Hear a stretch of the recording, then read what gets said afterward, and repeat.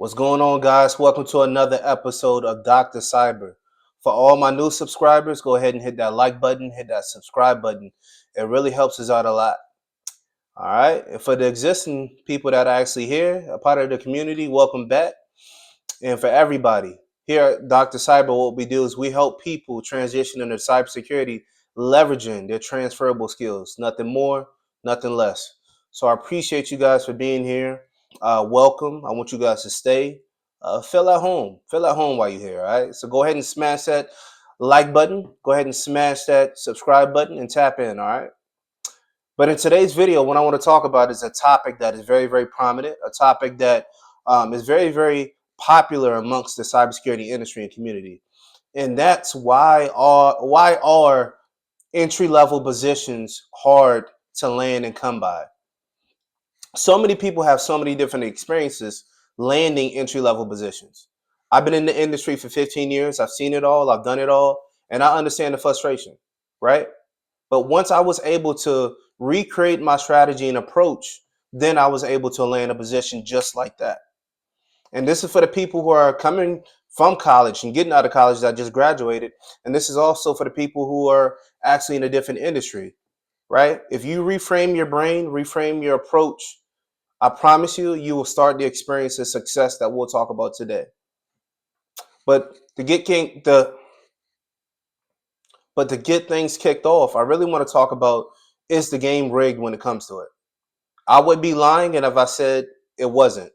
The game is rigged when it comes to cybersecurity positions, but it's your job to advertise yourself accordingly.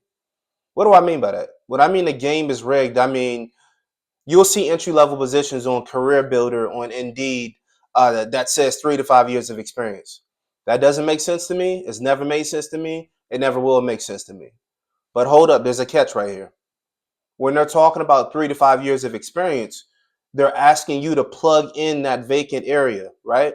What is that vacant area? That vacant area is you and your past experience. When they're talking about past experience, not all the time are they talking about experience on the market. You could also sell and showcase yourself, but by what you were able to do in college or previous roles. So let's start with college. If somebody's coming out of college and they're looking to land an entry level cybersecurity position, branding and marketing is huge. That's going to be the biggest thing you can use to your advantage outside of transferable skills. What do I mean by that? You have your online portfolio, you have your LinkedIn, right? And you have your resume. All three areas need to be optimized. And starting on your online portfolio, let's just say, for example, what do you have to showcase in the past that you were competent in those areas? Right? If you're coming from college, I'm sure you were a part of a lot of different work studies, a lot of different groups, right? So whether you were in collaborated or contributed to a project 1% of the time or 99% of the time, that needs to be highlighted on your online portfolio.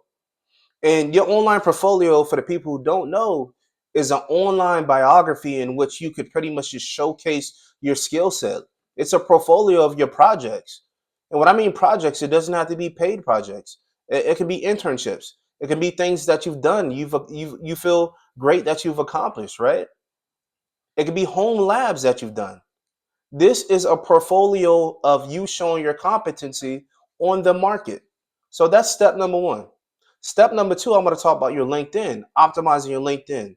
Your LinkedIn is pretty much just your professional platform resume, right? You're showcasing all the projects that you've executed, where you've worked, sending out newsletters. It's another avenue of really just showcasing your competency. And if you don't leverage LinkedIn, then you're not going to get the results that you're seeking for. LinkedIn is big.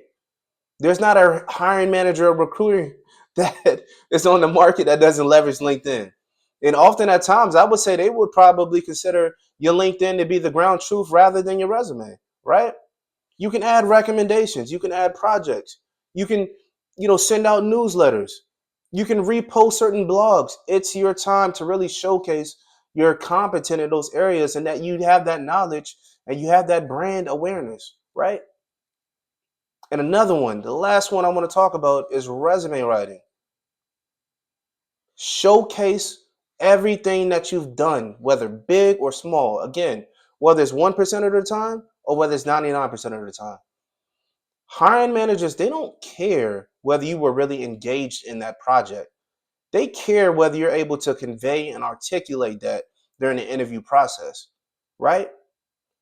So if you've done something 1% of the time and you're able to communicate that effectively versus somebody who's done that 99% of the time and who's not able to articulate that, who do you think they're going to go with, right? When you're on the market, it's a fresh start. They only know how to portray you, how you communicate, and how you portray yourself, and how you give off that energy, and how well you communicate. It's an open market for everyone. Write your accomplishments on your resume. What were you able to do? If you're a personal trainer coming into this market, what led to sales, right? Your sales led to a certain percentage of revenue. What does that look like? What were you able to do? How many deals were you able to close out? These are the transferable skills that I'm talking about in terms of taking that existing skill set and applying it on the market, on the cybersecurity market. What were you able to accomplish? Let's just say you're in college, right? You're doing work study at a help desk. If you reset a user's password, congratulations, that's a cybersecurity responsibility. Why is that not on your resume, right? If you did some volunteer work, let's just say you reset the network, or you did some type of cybersecurity awareness training, or you set up a VM. Why is that not being portrayed and displayed on your resume? These are questions that you got to think about. Again, we're talking about LinkedIn, we're talking about online portfolio, we're talking about resume writing. These three areas are going to get you over that hump. And if you're missing one out of the three, that's probably why you're not really experiencing the results that you want. Now, I'm going to do a deeper video in terms of um, how you can actually optimize all three. I wanted to be lengthy. I wanted to be a step-by-step process. So definitely keep the lookout on that video. But I've mentored so many people. I've consulted so many people. I've seen so many people win. But unfortunately, I've seen so many people get stuck in this arena of why can't I do this? Why can't I do that? Or why I haven't landed a high level position yet. It starts with just these three areas in terms of getting started. But it also shows you the importance of branding and putting yourself out there. And lastly, what I want to talk about is the importance, and this is a key piece, of staying within your area of expertise. We talk about transferable skills all the time on this channel. And when we talk about transferable skills, we're talking about utilizing skill sets that are applied to you, utilizing your personality, utilizing your existing skill set. Nothing more, nothing less. Don't reinvent the wheel. If you're great at communication, align yourself for roles that allow you to showcase those attributes. If you're a great communicator and you come from a recruiting background, align yourself for cybersecurity recruiting background, cybersecurity recruiting positions when you first are targeting things on the market. Those are the attributes you're looking for. It makes no sense for somebody who's an effective communicator to be sitting behind a computer all day trying to do analytical tasks. Not saying that they can't do that, but they'll shine more in customer facing positions, customer facing roles. If you're analytical, you're good with numbers, right? Maybe you could be behind that computer. And a matter of fact, I encourage you to align in a role that allows you to showcase that and be behind that computer and execute, right?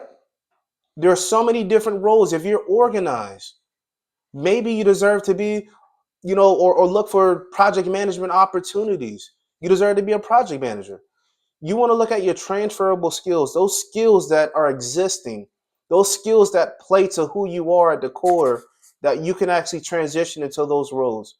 It's about sustainability. It's not about just getting a quick check. Because guess what? I've known people who just wanted to break into tech. I've trained people who just wanted to break into tech. And they got into tech, but they couldn't create sustainability, right? So now they're finding their way of going from one position to another position, and there's a whole strategy for that, but not the way that they wanted to do it, right? But if you get into tech based off of your strengths, those attributes, who you are at a core, playing to your God-given ability, you will quickly scale and you'll quickly be able to move into the direction that you want to move into.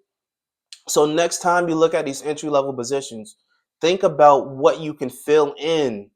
If they're talking about 1 to 2 years of experience, 3 to 5 years of experience, okay. If you don't have that, what have you done?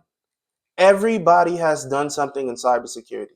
I don't care what industry it is. Cybersecurity is so vast across the board.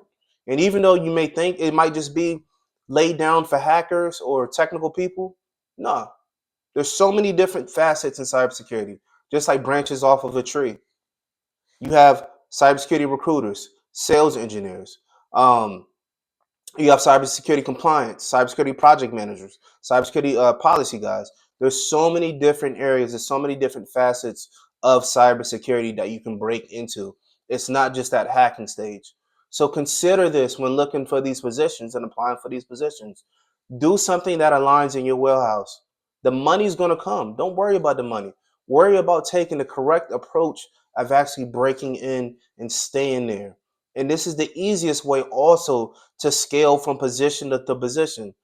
You probably watched some of my videos where I talked about, some of my clients going from 40K, a 40K jump in a year, right? 20K jump in a year. It's all attainable, but you have to play into who you are at the core and exude, display those God-given abilities, right? So next time you're looking for an open position, consider those three areas in terms of marketing and branding and really just optimizing those platforms, right? Resume writing, LinkedIn, online portfolio. And I'll do a deeper dive of this video in specifics, like in terms of like LinkedIn, resume writing, and online portfolio as mentioned. So next time you feel stuck, just consider this, and I want you guys to keep going. I want you guys to win, and I hope this blesses somebody. All right. And again, hit that subscribe button, hit that like button, and I'll tap in with you guys in the next video. And again, Monday, we usually do our long form videos Mondays and Thursdays. So keep eye out on that. And we really do shorts in between that. So Tuesdays, we'll do shorts. Wednesday, we'll do shorts. And Fridays, we'll do shorts. But all right, guys, you guys stay blessed. I'll tap in with you guys later. Send this to somebody who it may help. All right. Peace.